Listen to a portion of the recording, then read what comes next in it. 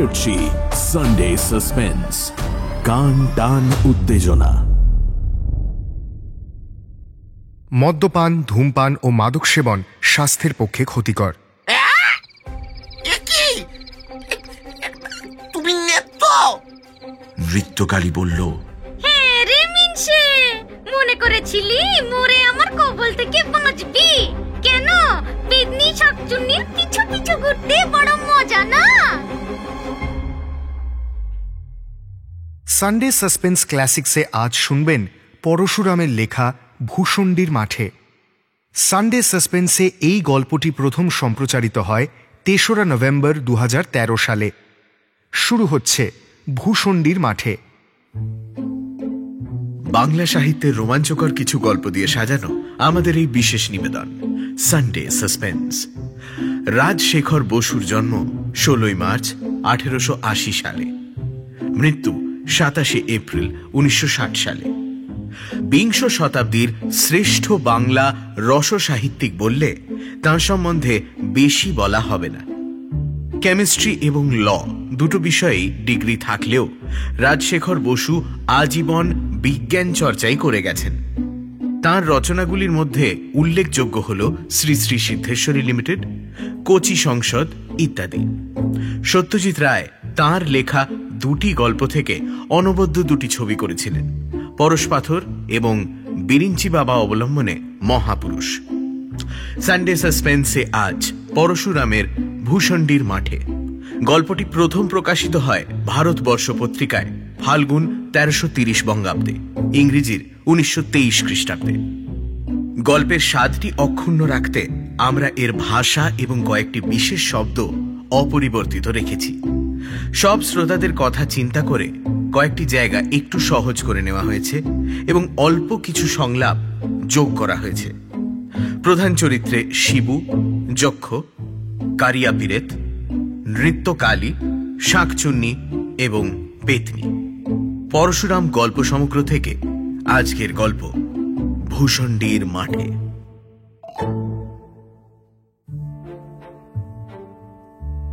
শিবু ভট্টাচার্যের নিবাস পেনেটি গ্রামে। একটি স্ত্রী, ৩টি গরু, একতলা পাকা বাড়ি, ২৬ ঘর যজমান, কিছু ব্রহ্মোত্তর জমি, কয়েক ঘর প্রজা, এতেই স্বচ্ছন্দে সংসার চলে যায়। শিবুর বয়স ৩২।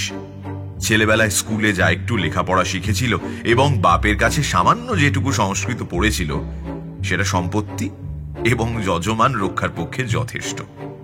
কিন্তু শিবুর মনে সুখ ছিল না। তার স্ত্রী নৃত্যকালীর বয়স আন্দাজ ২৫, আঁটো-সাঁটো, মজবুত গড়ন, দুর্দান্ত স্বভাব। স্বামীর প্রতি তার যত্নের ত্রুটি ছিল না, কিন্তু শিবু সেই যত্নের মধ্যে রস খুঁজে পেত না। সামান্য খুঁটিনাটি নিয়ে স্বামী স্ত্রীতে তুমুল ঝগড়া বাঁধত।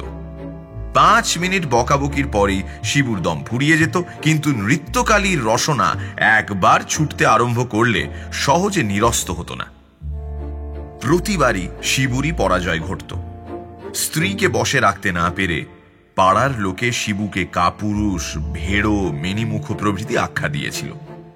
ঘরে বাইরে এইরকম লাঞ্ছিত হওয়ায় শিবুর অশান্তির সীমা ছিল না।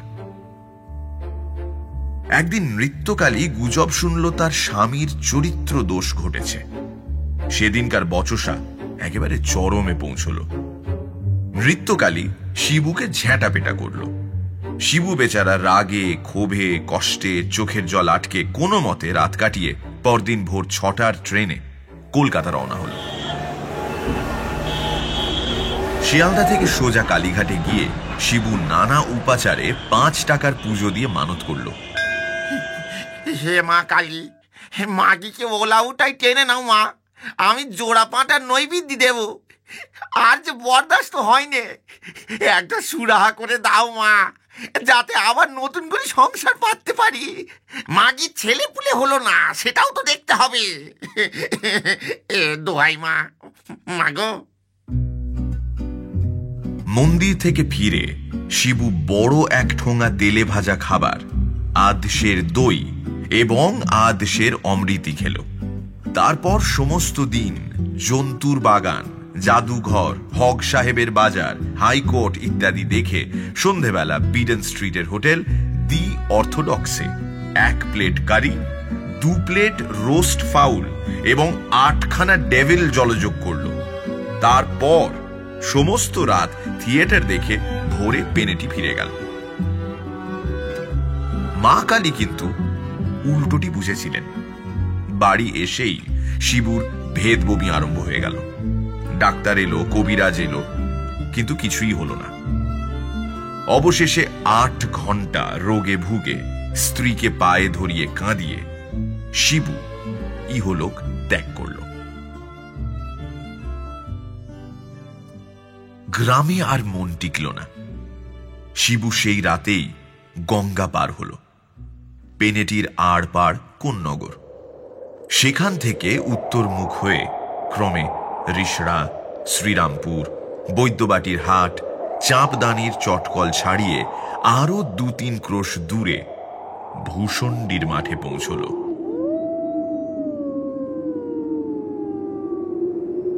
মাঠটি বহু দূর বিস্তৃত, জনমানব শূন্য। এককালে এখানে ইট খোলা ছিল, সেই জন্য সমতল নয়, কোথাও গর্ত, কোথাও মাটির ঢিপি, মাঝে মাঝে আঁশ শেওড়া, ঘেঁটু, বুনো ওল, বাবলা প্রভৃতির ঝোপ। শিবুর বড়ই পছন্দ হলো। একটা বহুকালের পরিত্যক্ত ইটের পাঁজার এক পাশে একটা লম্বা তাল গাছ সোজা উঠে গেছে, আর একদিকে একটা ন্যাড়া বেল গাছ 3 ভাগ হয়ে দাঁড়িয়ে আছে। শিবু সেই বেল গাছে ব্রহ্মদৈত্য হয়ে বাস করতে লাগলো। যারা স্পিরিচুয়ালিজম বা প্রেত তত্ত্বের খবর রাখেন না, তাদের ব্যাপারটা সংক্ষেপে বুঝিয়ে দিচ্ছি। মানুষ মরলে ভূত হয়, এটা সকলেই শুনেছেন, কিন্তু এই থিওরির সঙ্গে স্বর্গ, নরক, পুনর্জন্ম খাপ খায় কিভাবে? প্রকৃত তথ্য হলো এই: নাস্তিকদের আত্মা নেই, তারা মরলে অক্সিজেন, হাইড্রোজেন, নাইট্রোজেন প্রভৃতি গ্যাসে পরিণত হন। সাহেবদের মধ্যে যারা আস্তিক, তাদের আত্মা আছে বটে, কিন্তু পুনর্জন্ম নেই। তারা মৃত্যুর পর ভূত হয়ে প্রথমত একটি বড় ওয়েটিং রুমে জমায়েত হন। সেখানে কল্পবাসের পর তাদের শেষ বিচার হয়। রায় বের হলে কিছু ভূত অনন্ত স্বর্গে এবং বাকি সকলে অনন্ত নরকে আশ্রয় লাভ করেন। সাহেবরা জীবদ্দশায় যে স্বাধীনতা ভোগ করেন, ভূতাবস্থায় সেটা অনেকটা কমে যায়। বিলিতি প্রেতাত্মা বিনা পাসে ওয়েটিং রুম ছাড়তে পারে না। যারা সিয়ন্স বা প্ল্যানচেট দেখেছেন তারা জানেন বিলিতি ভূত নামানো কি রকম কঠিন কাজ। হিন্দুর জন্য আলাদা ব্যবস্থা, কারণ আমরা পুনর্জন্ম, স্বর্গ, নরক, কর্মফল, তয়া, ঋষিকেশ, নির্বাণ, মুক্তি সবই মানি। হিন্দু মরলে প্রথমে ভূত হয় এবং যেখানে সেখানে স্বাধীনভাবে বাস করতে পারে। দরকার পড়লে ইহলোকের সঙ্গে কারবারও করতে পারে। এটা কিন্তু মস্ত বড় সুবিধে। কিন্তু এই অবস্থা বেশি দিন স্থায়ী নয়। কেউ কেউ 2-4 দিন পরেই পুনর্জন্ম লাভ করে, কেউ বা 10-20 বছর পর, কেউ বা 2-3 শতাব্দী পরে। ভূতদের মাঝে মাঝে চেঞ্জের জন্য স্বর্গে ও নরকে পাঠানো হয়। এটা তাদের স্বাস্থ্যের পক্ষে ভালো, কারণ স্বর্গে খুব ফুর্তিতে থাকা যায় এবং নরকে গেলে পাপ ক্ষয় হয়, সূক্ষ্ম শরীর বেশ হালকা ঝরঝরে হয়। তাছাড়া সেখানে অনেক ভালো ভালো লোকের সঙ্গে দেখা হবারও সুবিধে আছে। এর মধ্যে 2-3 মাস কেটে গেছে। শিবু সেই বেলগাছেই থাকে। প্রথম দিন কতক নতুন জায়গায়, নতুন অবস্থায় বেশ আনন্দে কেটেছিল। এখন শিবুর বড়ই ফাঁকা ফাঁকা ঠেকে। মেজাজটা যতই বদ হোক, নৃত্যর একটা আন্তরিক টান ছিল। শিবু এখন সেটা হাড়ে হাড়ে অনুভব করে। একবার ভাবলো, দূর হোক, না হয় পেনেটিতেই আড্ডা গাড়ি। তারপর মনে হলো, লোকে বলবে বেটা ভূত হয়েও স্ত্রীর আঁচল ছাড়তে পারেনি। না, এইখানেই একটা পছন্দ মতো উপদেবীর জোগাড় দেখতে হলো।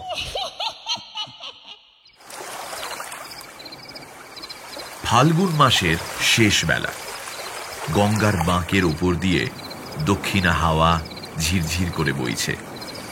সূর্যদেব জলে হাবুডুবু খেয়ে এই মাত্র তলিয়ে গেলেন। ঘেঁটু ফুলের গন্ধে ভূষণ্ডির মাঠ ভরে গেছে।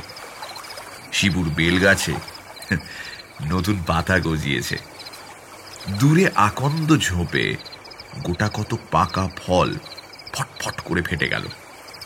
একরাশ তুলোর আঁশ হাওয়ায় উড়িয়ে মাকড়সার কঙ্কালের মতো ঝিকমিক করে শিবুর গায়ে পড়তে লাগলো। একটা হলদে রঙের প্রজাপতি শিবুর সূক্ষ্ম শরীর ভেদ করে উড়ে গেল। একটা কালো গুবরে পোকা করে শিবুকে প্রদক্ষিণ করতে লাগলো।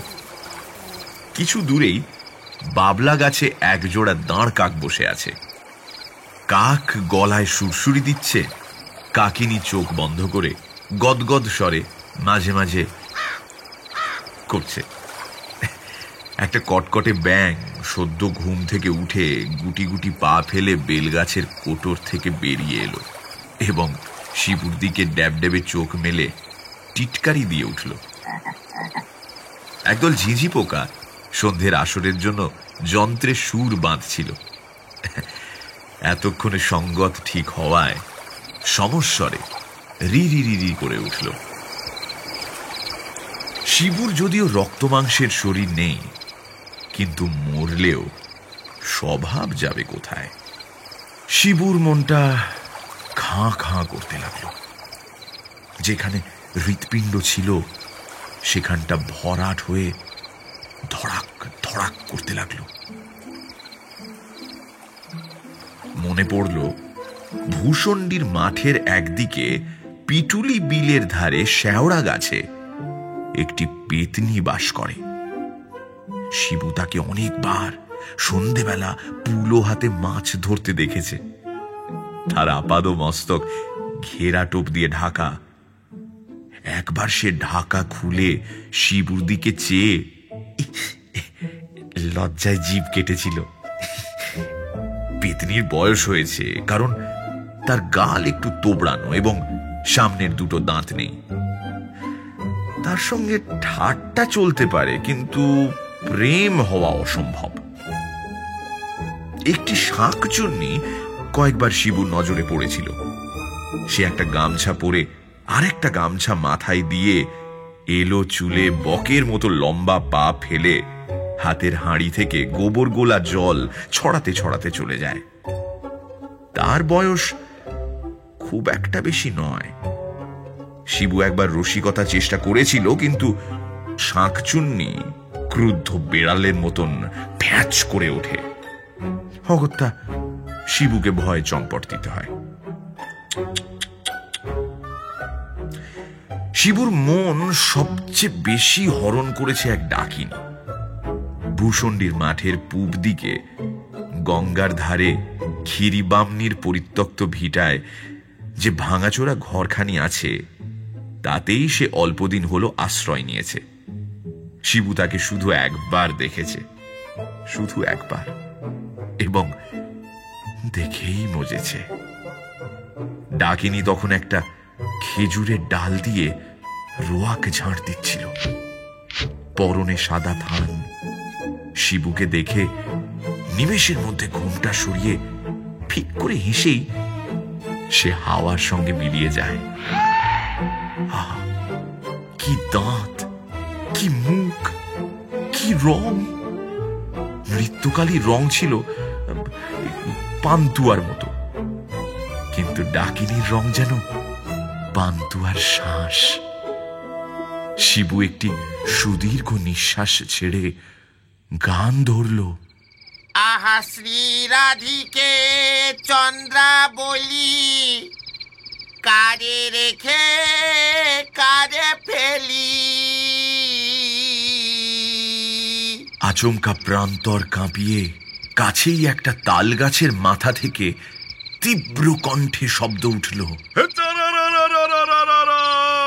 আরে भजुआ के बहनिया भगुला के बिटिया के एकरा से सदिया हो के एकरा से। শিবু চমকিয়ে উঠে ডাকলো, এই তাল গাছে কে রে? উত্তর এলো, কারিয়া পীরের বা। শিবু বলল, কেলে ভূত? এই নেমে এসো বাবা। মাথায় পাগড়ি, কালো লিকলিকে চেহারা, কাঁকলাসের মতো একটি জীবাত্মা সড়াক করে তালগাছের মাথা থেকে নেমে ভূমিষ্ঠ হয়ে প্রণাম করে বলল, আর গোড় লাগি परम देव जी। জিতা রাহো বেটা, এই একটু তামাক খাওয়াতে পারিস? হ্যাঁ ছিলাম বা। আরে তামাকই তো নেই, তা ছিলিম, জোগাড় কর না। প্রেত হুস করে ঊর্ধ্বে উঠল এবং অল্পক্ষণের মধ্যে বৈদ্যবাটির বাজার থেকে তামাক, টিকা, কলকে এনে তাতে আগুন ধরিয়ে শিবুর হাতে দিল। শিবু একটা কচুর ডাঁটার উপর কলকে বসিয়ে টান দিতে দিতে বলল, তারপর এলি কবে?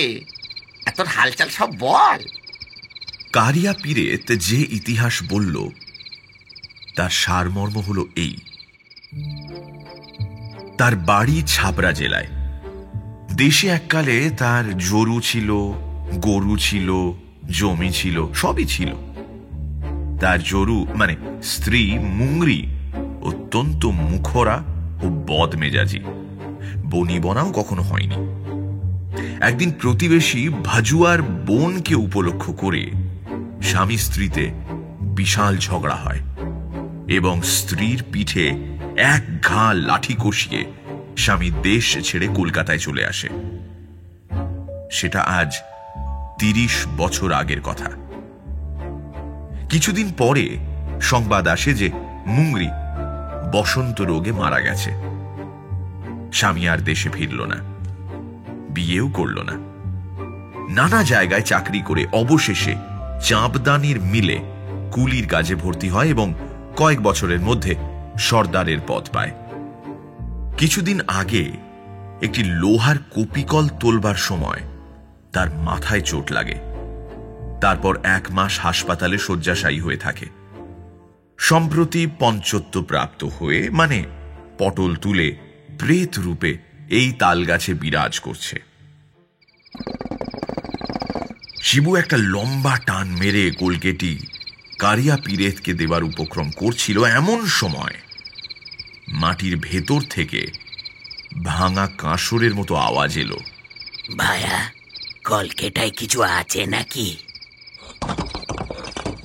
বেলগাছের কাছে যে ইটের পাঁজা ছিল সেটার থেকে খানকতক ইট খসে গেল এবং ফাঁকের ভেতর থেকে হামাগুড়ি দিয়ে একটা মূর্তি বেরিয়ে এলো।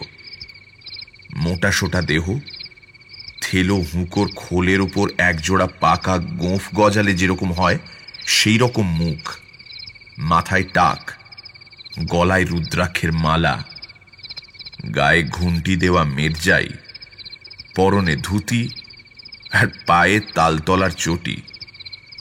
আগন্তুক শিবুর হাত থেকে কলকেটি নিয়ে বললেন, ব্রাহ্মণ দণ্ডবত হই, কিছু সম্পত্তি ছিল এইখানেই পোঁতা আছে, তাই যকি হয় আগলাচ্ছি।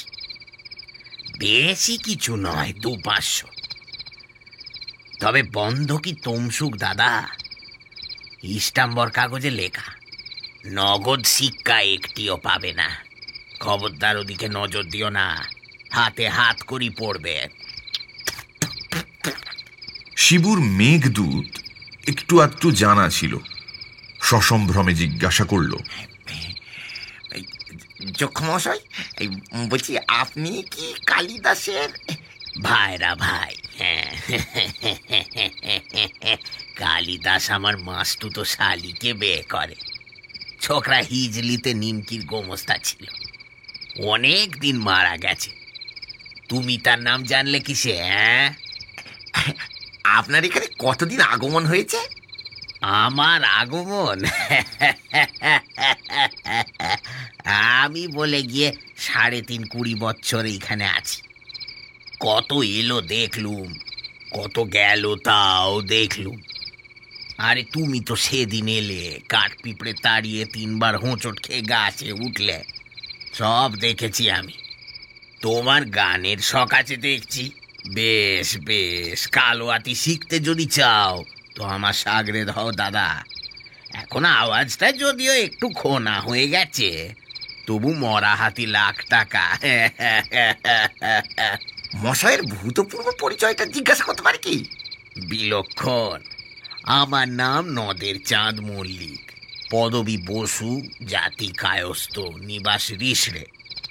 আপাতত নিবাস এই পাঁজরের মধ্যে। সাবেক পেশা দারোগাগিরি, এলাকা রিসড়ে ইস্তক ভদ্রেশ্বর। জর্জটি সাহেবের নাম শুনেছ? হুগলির কালেক্টর, ভারী ভালোবাসতো আমায়। মুল্লুকের শাসনটা তামাম আমার হাতেই ছেড়ে দিয়েছিল। নাদু মল্লিকের দাপটে লোক ত্রাহি ত্রাহি ডাক ছাড়তো। মশাইয়ের পরিবার কি? যক্ষ দীর্ঘ নিঃশ্বাস ফেলে বললেন, হ্যাঁ, সব সুখ কি কপালে হয় রে দাদা? ঘর সংসার সবই তো ছিল, কিন্তু গিন্নিটি ছিলেন খান্ডার।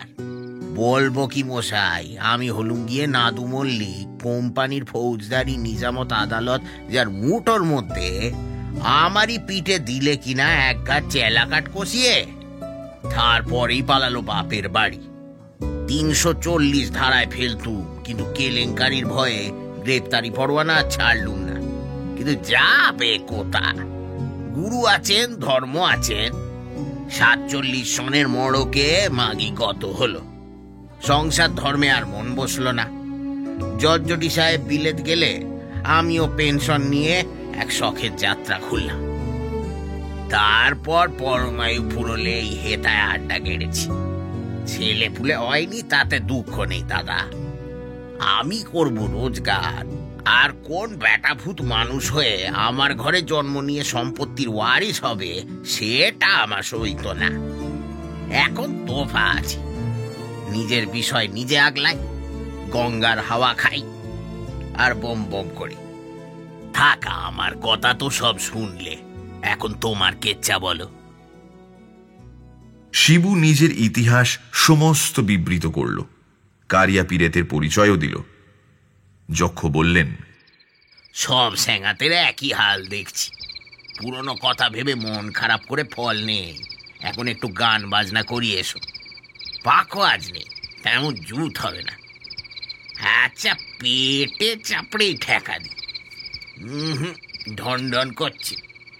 বাবা ছাতুকর, একটু এঁটেল মাটি চটকে মধ্যিখানে থাবড়ে দে তো।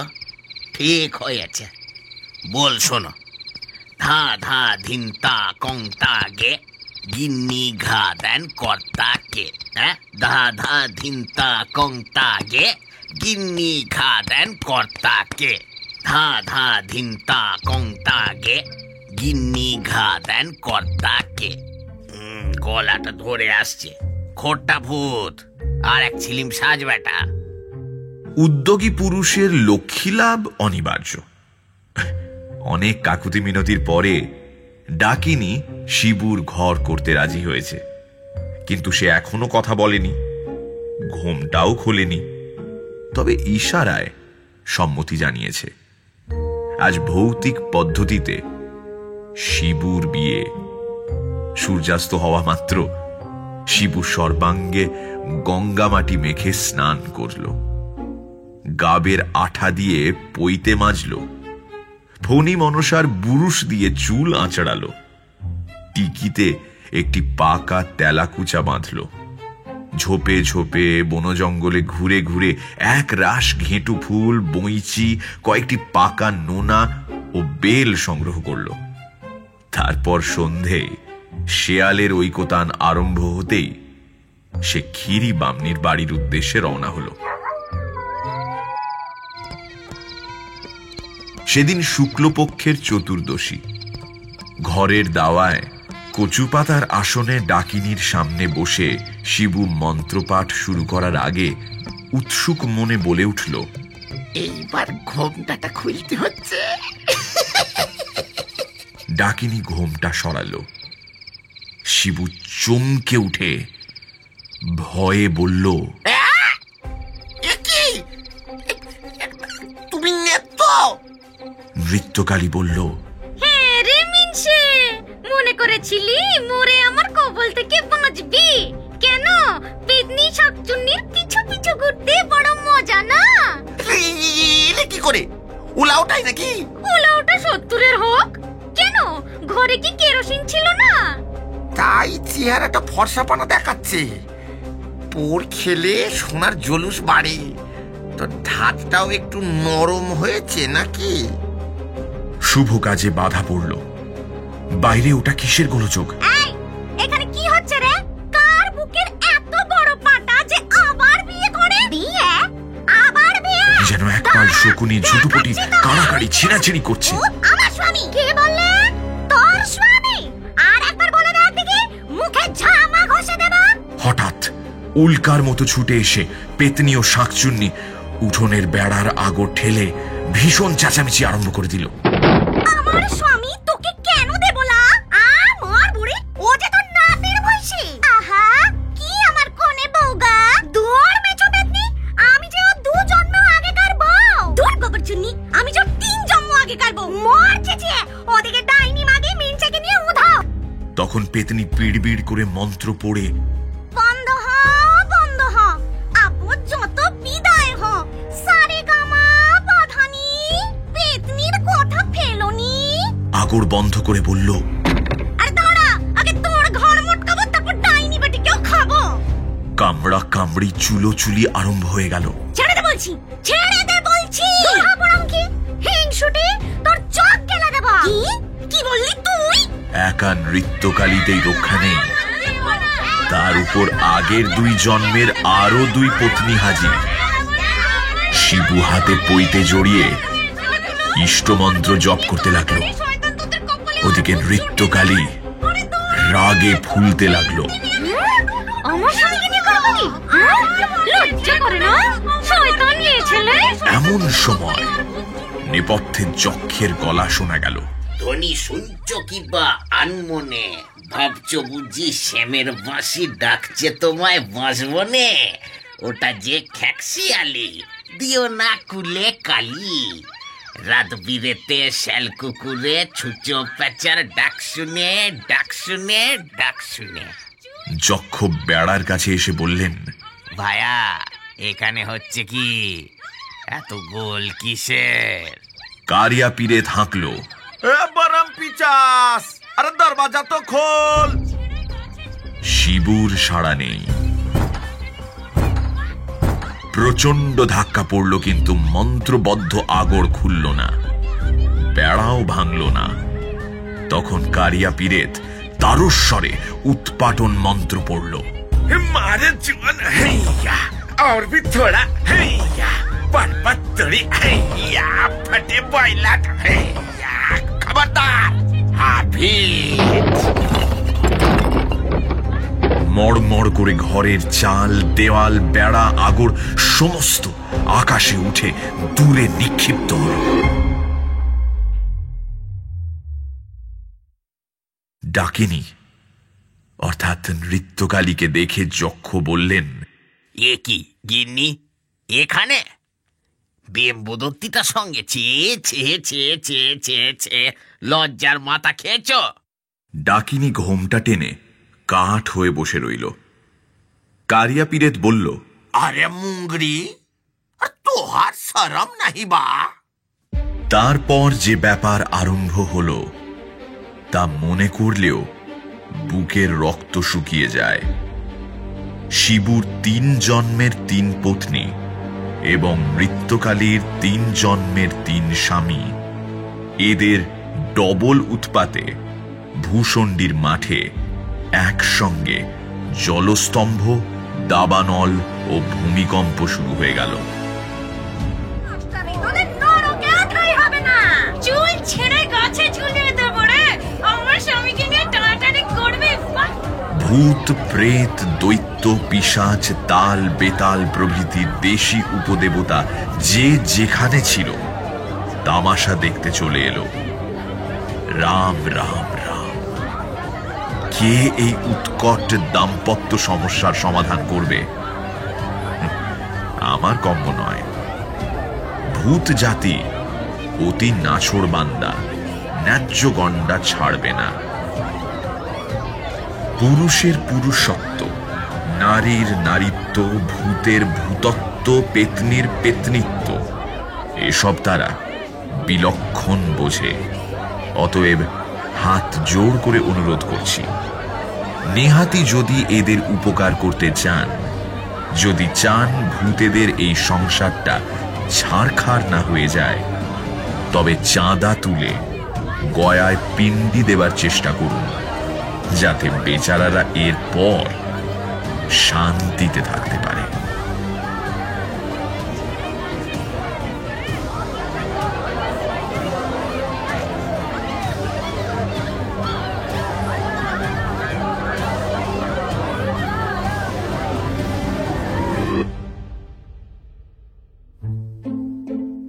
সানডে সাসপেন্স ক্লাসিক্সে আজ শুনলেন ভূষণ্ডির মাঠে। রচনা পরশুরাম। গল্প পাঠে মীর, দীপ, লাবণ্য, অয়ন্তিকা, রিয়া এবং সায়নী।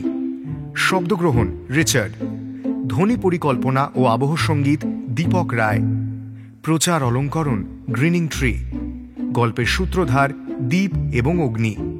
সমগ্র পরিকল্পনা ও পরিচালনা ইন্দ্রাণী।